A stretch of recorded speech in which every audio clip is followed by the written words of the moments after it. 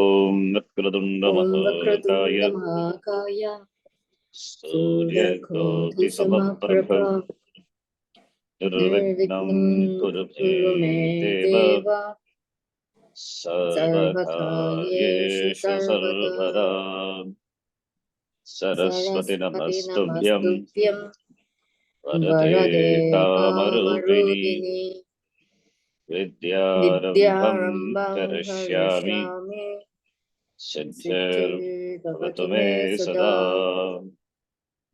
Gurur Guru Brahma Brahma Guru Gurur Vishnu Vishnu Gurur Guru Devo Devo Maheshwara Maheshwara Guru Guru Sakshat Sakshat Param Param Brahma Brahma Tasmai Tasmai Shri Shri Gurave Gurave Namaha. Namaha Om Om Sahana Sahana Bhavatu Bhavatu Sahano Sahano Bhunaktu Bhunaktu Sahaviryam Sahaviryam Karavavahe Karavavahe Tejasvi Tamastu Navadhetamastu Ma Vidvishavavahe. Mavidvishavavahe Om Om Shanti Shanti Shanti Shanti Shanti. Shanti Om Shri Paramatmane Namaha Om Shri Paramatmane Namaha.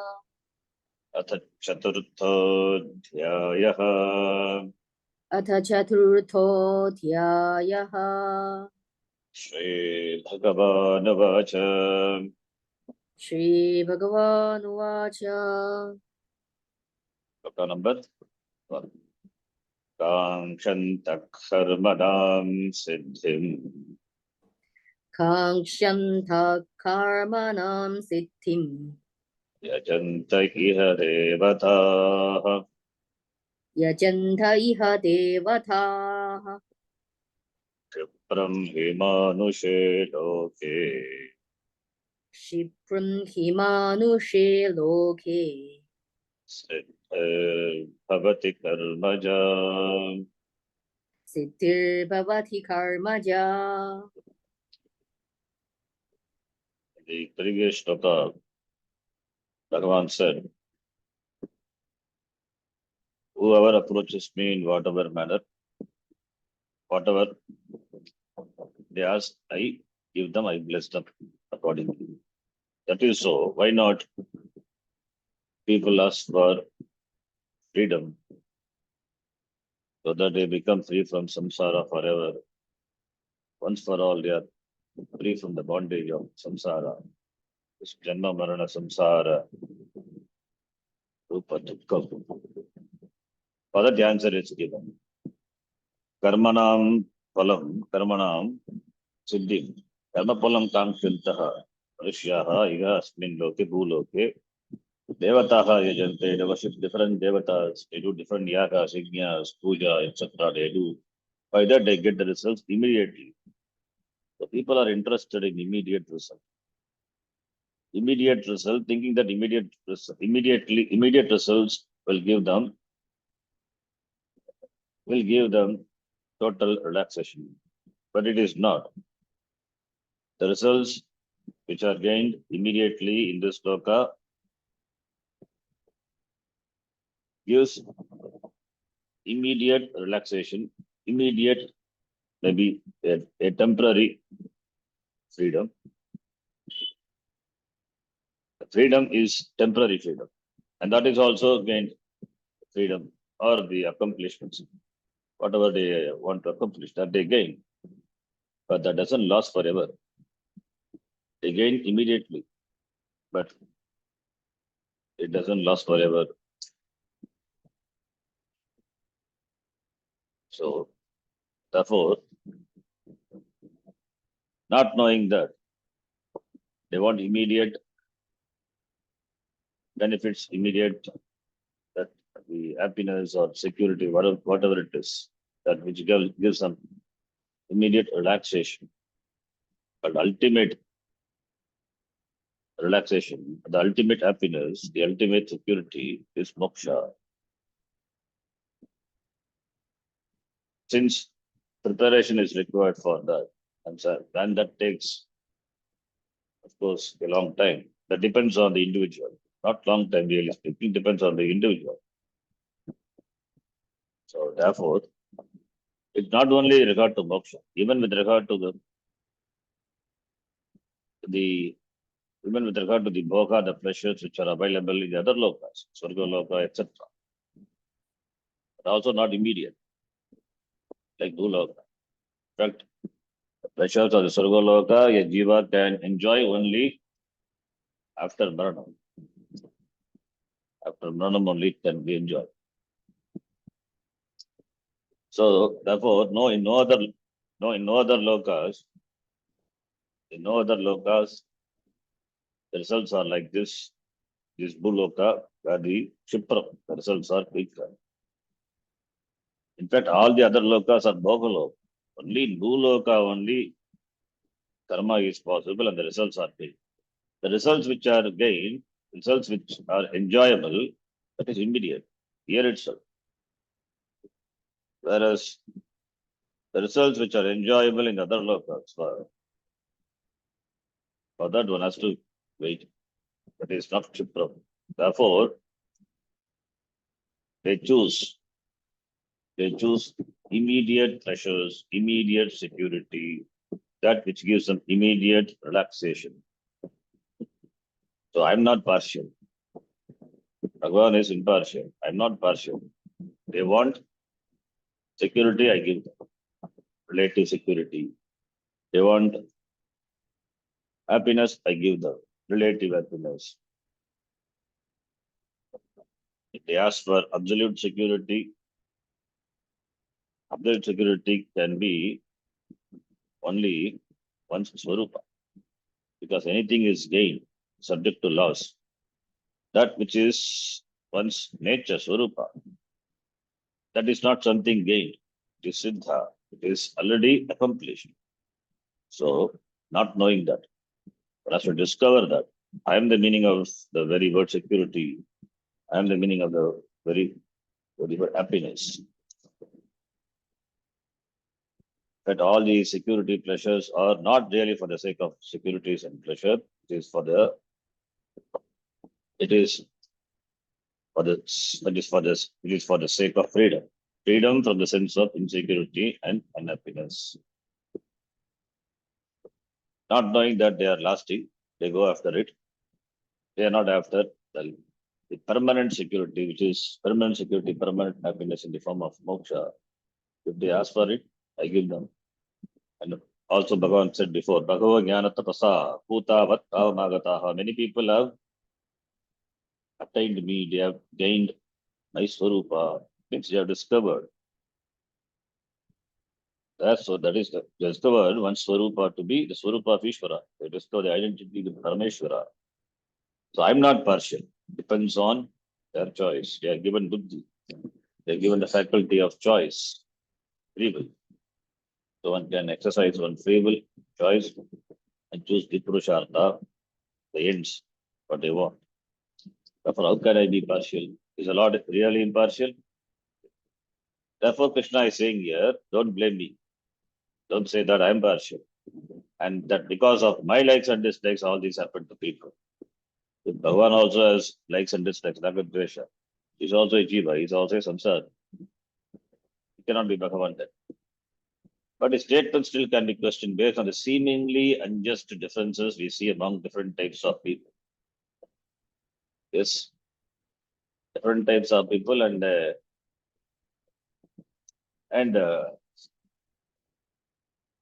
not all people enjoy, not all people suffer. Some people enjoy, some people suffer. Some are born with a golden spoon, some are with no spoon at all. So the differences are there in the world. Seeing the differences among the people, therefore one may think, I am impartial. But says, I'm impartial. Therefore the one says, I am impartial.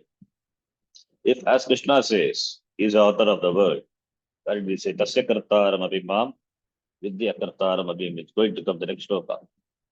Bhagavan is the creator of this Jagat, Shashtikarta, the one from whom everything has come. Then ultimately he is the author of all the people in the world.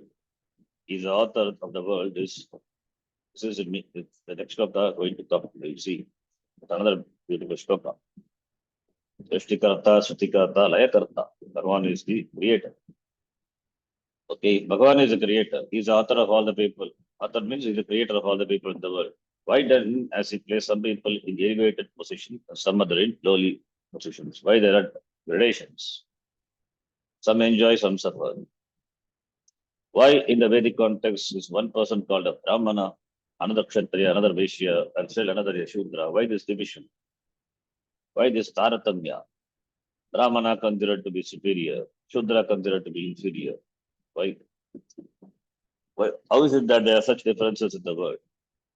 The Brahmanas have their own position in society as do each of the others. There is a certain order, a hierarchy, wherein one group of all people seems to be superior to another, and some have no place in the system at all. Why did Bhagavan create like that? As the author of this world, is Ishvara not responsible for all these differences? How can Ishvara escape from saying that I am not the author? He is the author. Is he not responsible that for all the differences, seeming differences, what we see among the people in the world? If he is responsible, then he must certainly have a problem, the blemish of partiality. Therefore, if he has partiality, then he is a samsari only. He also has likes and dislikes. Why else would he put a silver spoon in the mouth of one person, a gold spoon in the mouth of another, a platinum spoon in the mouth of yet another, and no spoon at all, no, not even a plastic one in the mouth of still others? Why such disparity? Taratamya. And there are people born with no mouths at all. Why does Ishvara do these kinds of things? Some are born rich families, some are born poor family. Not only that, some are born with some deformities, speech deformities, physical deformities. All these differences. Why? It's not Bhagavan partial. It's not Bhagavan responsible. This is the natural question in the minds of the people. Immature people who are not informed. Informed. If this question cannot be asked and answered, why bother about God at all? It is not enough to say this. This simply means that God does whatever he does, and because he is God, no one can question him. Means he's a dictator. He can do whatever he wants, and we are his slaves. Then he cannot be God, he's a dictator, like a Hitler or anybody else. Well, he may be God, but I am the sufferer. What God is he? First you tell me he made me, then you say he knows my problem better than I do. Because he's God, he knows, he must be knowing how. I am the one who was born crippled and cannot see or hear. God seems not to know that being crippled, blind, and deaf is not a pleasant life, since he had made me this way. But I know better. If God knew what I know, he would definitely have made me differently. Logical question, logical thinking. And since he didn't, is he not just another defective manufacturer? If you buy a car in which even the slightest flaw is detected, there is such a furor made about it that the manufacturer calls back all the cars of that particular design, if only to change one bolt in the brake system. You see this in the manufacturer, they call back all the cars. They are at least since manufactured by human beings, therefore human errors can creep in. So we say 100 ppm and all, error-free product. But there itself error creeps in, even in spite of, because manufactured by human, therefore errors are bound to happen. But as a manufacturer, Ishvara is God. He cannot be questioned because he is omniscient, all powerful, Sarvashaktiman, Sarvajnaha, he is all powerful. Bhagavan cannot be questioned, it seems. Nor does he call back anything. Yeah, call back. Doesn't call back the defective products. He doesn't say, I'm sorry, that was a hurried job. Please send it back to me. I'll give you new legs or whatever. New buddhi also. Instead, the person has to suffer through life without legs, eyes, ears, crippled mind also, and so on. So what kind of God is this that sits above us or somewhere having a wonderful life, while some unfortunate person has to inch along the ground because he or she is lame? And if God must make a crippled person, The least he could do is put the person in America where motorized wheelchairs are readily available. This much he doesn't do for the person. How can we look at such differences and say that God is justified in all that what he does? What kind of justification is this? This is how the beginning of the spiritual life a person thinks. It's natural, such thinking. You may think this thinking looks stupid, but this is how a person think in the beginning. And when he reads the paper, here's some tragic incidents where many people die. Then he blames the God. Why such accidents? Why such catastrophe? Bhagavan is that it should not have made it happen. You find some people gone with parents and others do not even know who or where their parents are. They're called orphans in English, those who don't have parents. In Sanskritam, we have a beautiful word, anatha. Orphan, that is not a good word. Those who don't have parents are orphan. But in Sanskritam, it's a nice word, anatha. Natha. Natha is master. Anatha. Nataha na vidyate yasya. The one who doesn't have a master. Who is that who doesn't have a master? Who doesn't have a person above him? It can only be Bhagavan. Bhagavan is there who doesn't have Bhagavan over him. He is the masterless master. Guruless guru. He doesn't have a guru. That's why Adi Dakshina Murti we say. He is the first guru. First guru means he cannot have a guru. So Anatha doesn't have a master. Doesn't therefore Natha, Anatha. That is why Ishvara, therefore in Sahasranamavali and all we will see this Anatha, Yanamaha. The one who doesn't have a master above him is a master, ultimate. So these parentless children are called Anatha. It means their Anatha means for them they don't have master. Means they are equated to Bhagavan. Anatha. Not they may not have biological parents, but for everyone, Bhagavan is a parent. Jagatav Pitaro Vande Parvati Parameshwara, as Kalidasa says in the Gurusha. Jagatav Pitaro Vande.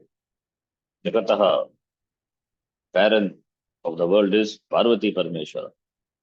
They may not have biological, or they may not have, they don't know biological, not they may not have. They may not have me, they're not with them physically, they may be somewhere or left them or would have died, whatever it may be. Of course, they must have some biological father, these children, but they would have ditched these children, whatever it may be.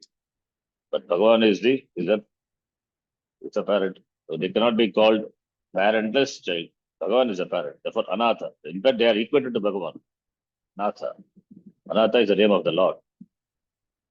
Sanskritam, all the words are nicely formed and nicely the things are the objects and the persons are nicely named. Anataha. Therefore, some children are born with parents. Some people don't know who their parents are, who and where. A child may be born in South Korea to one set of parents and may be raised in Vancouver by another set of parents. Everyone thinks he's doing well, but in fact, he's not, because he's painfully aware that he's noticeably different from his parents and his brothers and sisters. If he had been raised in Korea by his original parents, he would look the same as everyone else and would not have the problems he has been growing up in Vancouver. So this complex will be there in the child, even though he was brought up by wealthy parents. This is the case of the Karna in the Mahabharata. So born to Kunti. In fact, he is the first among the Pandavas. He is the eldest, but he was ditched by Kunti, not willingly, but what? Unfortunately, Karna was, when he was born, Kunti packed him in a nice box and placed him on the river. And she just placed him on the river and she sent him away. Karna was born when Kunti was not married. So, afraid of his parents, their parents and society, she left the baby, and that baby was brought up by someone, and therefore by someone, by some the by someone who is not the king or a wealthy person. So therefore, every time, because he doesn't know the parents, every time he had to face the insult in Mahabharata. He was a rejected child. So the feeling of being rejection was there all through his life. So therefore, this problem is there. Even though his baby is a baby, adoptions do not really work. Something which somebody says politically, this is a fact. Adoptions. Adoptions do not really work. Even animals who have been adopted have problems adapting to a new habitat. Why would a baby have to be adopted in the first place? Whether in this country or also, this is the thinking of somebody. But may agree, may not agree. But I like the thinking of somebody. Whether in this country or elsewhere, why should the child not be with his or her own parents? Because do not know where the father and mother are. We say the child is an orphan. If everyone is created by God, can we say an orphan is created by people? It's about anatha. No, again, God seems to be a kind of sadist. As God Himself said, we must follow Him. Further, I am told that not only has God has made me, but He has also said I must follow Him. The Bhagavad says, asking me to follow His path. And how do I know this that I should follow Him? Someone else tells me, not Bhagwan comes and tells me. God doesn't God doesn't come and tell me. Someone else tells me. At least God could do is to come and tell me Himself. Then this would all mean something to me. In fact, God should tell everyone. So someone else tells us that God told him and then asked him to tell us. Why should we need a messenger in between a broker? If God wants to know this, why does he not tell me himself directly? Also, another person sometimes come along saying that God told him that what he told the first person earlier is no longer current, and what we are now going to hear is the latest word from God. This is the latest messenger, and no more messengers after that. All these things they say. This kind of God is someone we would all be better off without. That would be better, in fact. If God is something that is to be established, concept, be a rational one, at least. It would be rational one, to be acceptable, to a thinking mind. What is unreasonable? It be reasonable. What is unreasonable? How can we accept? Unreasonable God cannot be accepted. The reasonable God cannot be rejected. Thus, the issue being addressed here is valid. If God made all these divisions on people, so the next shloka is going to come. There's a topic to it to be dealt with. Brahmana, Kshatriya, Vaishya, Shudra, these divisions, Taratamya, the differences, to use a Vedic context, then you must definitely be partial because the Brahmanas seem to be better off, they seem to occupy the highest place in the society, they seem to be better off. To deal with this concern, Krishna acknowledges, yes, I made them all. And at the same time, I'm not to blame. How, how can Bhagavan say that he made them? At the same time, he's not to blame. If Bhagavan had made, if Bhagavan is a creator, how can he say I'm not to be blamed? If the created, if the creator is defective, then Bhagavan only has to be blamed. Jagat is Jagat is creator. Jagat is of course created. Creator is the Lord. In the creator, if there are defects, then whom to blame? The creator is to be blamed. But he says, I'm not to blame. And he says, I created. How is it possible? That's the topic. That's a beautiful shloka here. Second line explains that. I am the creator.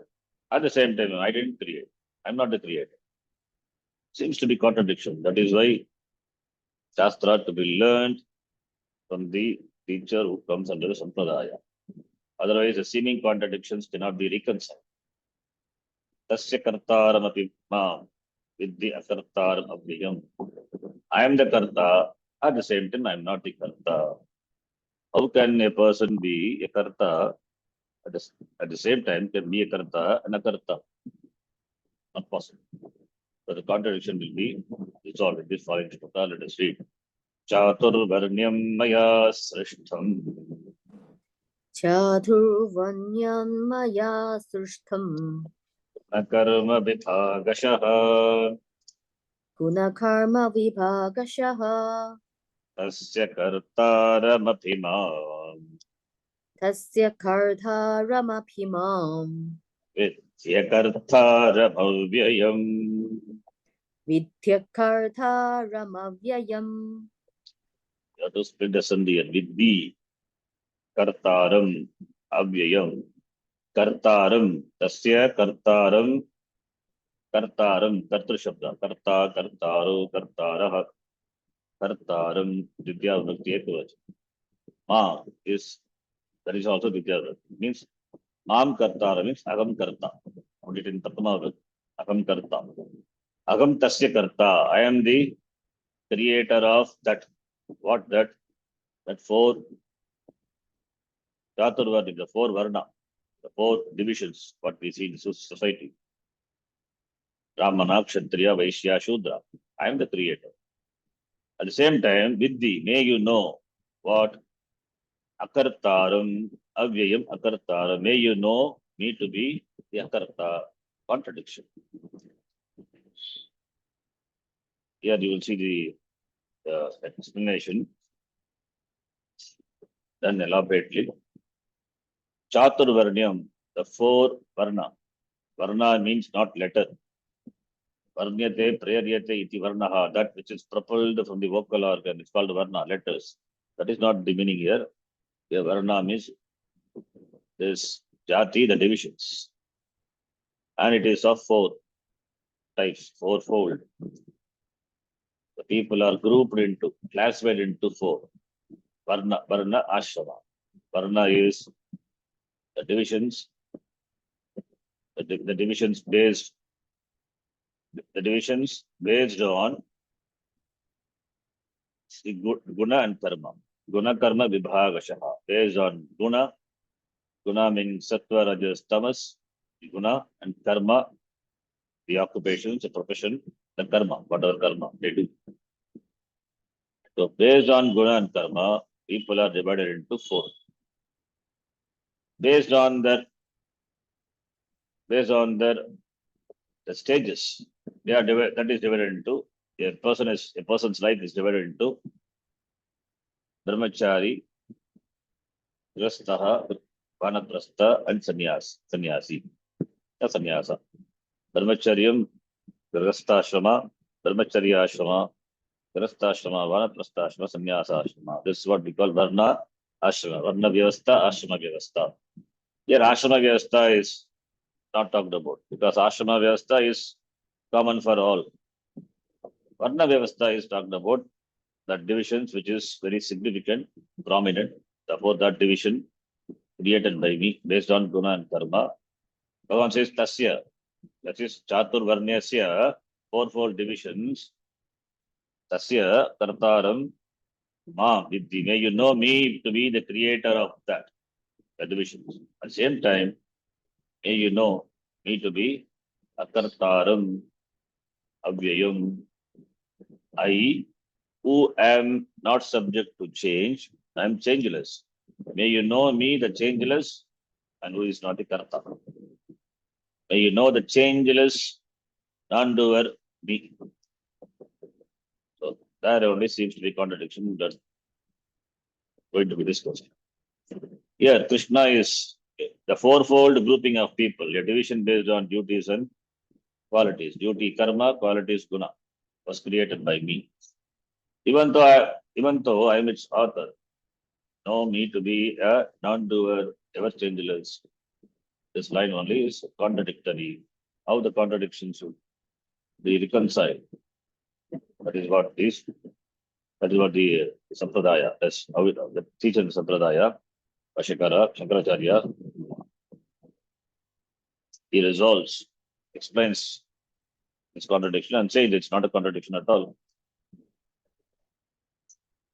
Seeming contradiction, that is right. It's not real contradiction, but it's seeming contradiction.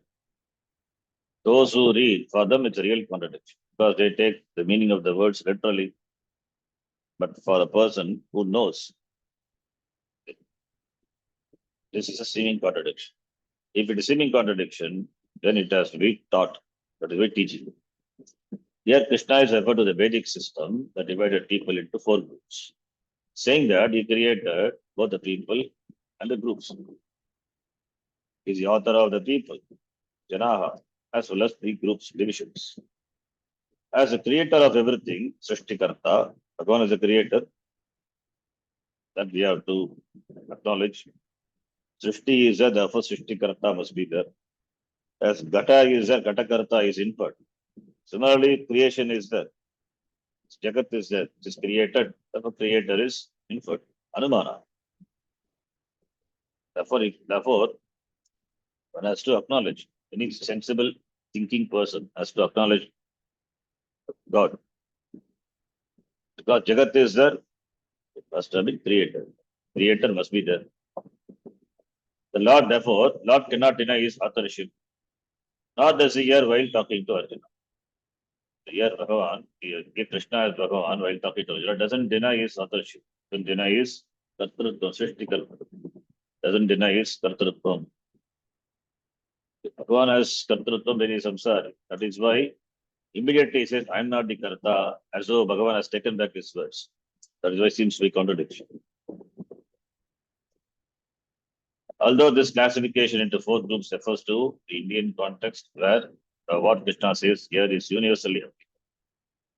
It is universally applicable. It's not only to a particular geological location. In other contexts, we see people in any society divided into terms of royalty, nobility, wealth, and poverty. There in all society. Still, others refer to groups of people as the upper class, upper middle class, lower middle class, so many divisions, so on. Wherever there are people, such classifications or groups are always to be found. Even in a well-educated society, you see there are people. There is a set of people as knowledge. They are these treasurers of knowledge, knowledgeable people. They only you can see them in the professions of the research organization. The research scientists, teachers, etc. They are knowledgeable person, and the people who are responsible for maintaining the order and law in the society. So they need muscle power. The first set of people they require buddhi and knowledge. Second set of people, since their occupation, the job is connected to protecting the law and order. Therefore, more than buddhi, they depend on muscle power. And third is they are committed to the improving the economy of oneself. That is the economy of oneself as well as they contribute to the society. That is the trading people, business people, and people who are employed by all the three. They are workers or the employees. So this division is always found. So such classifications are always there in any society.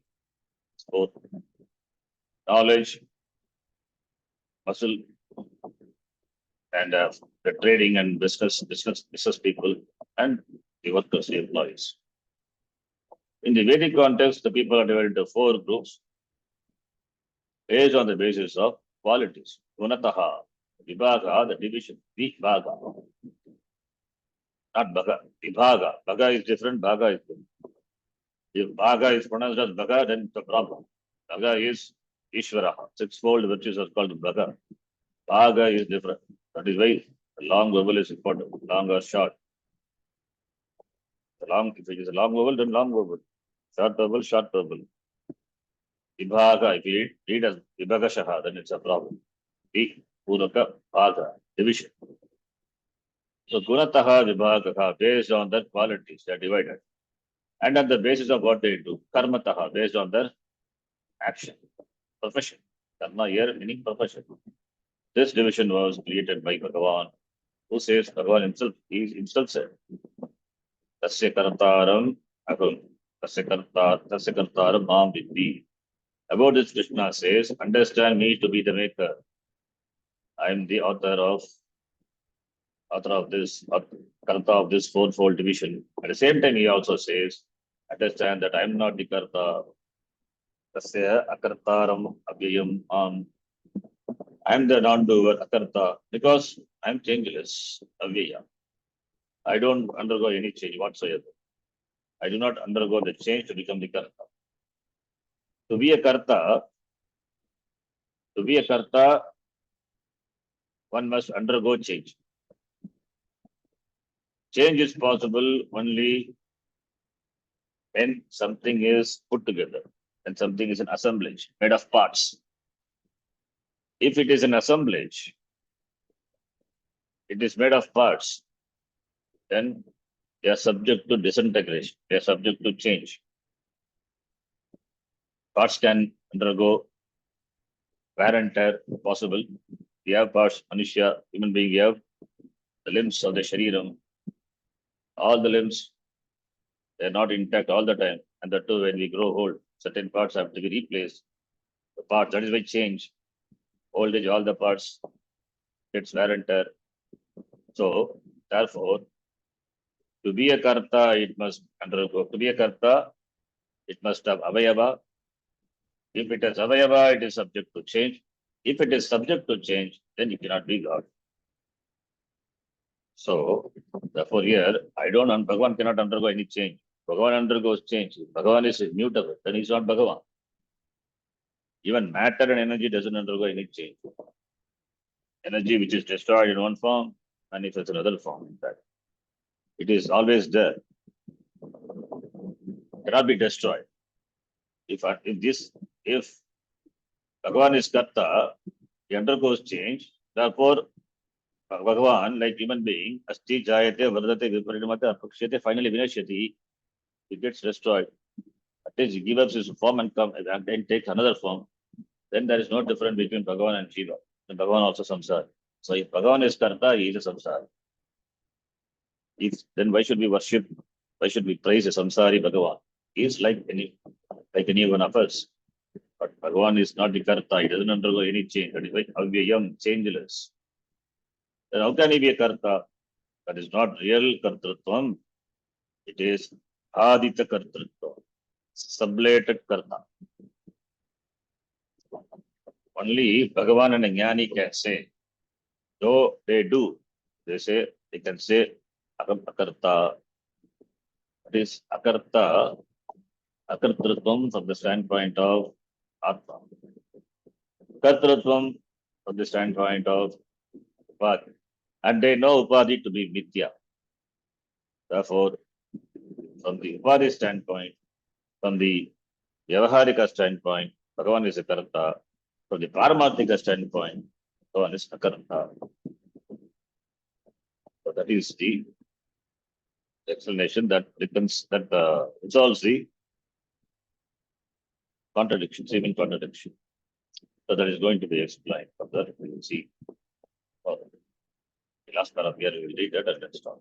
How can Krishna say he has created all this and also say he is not the doer?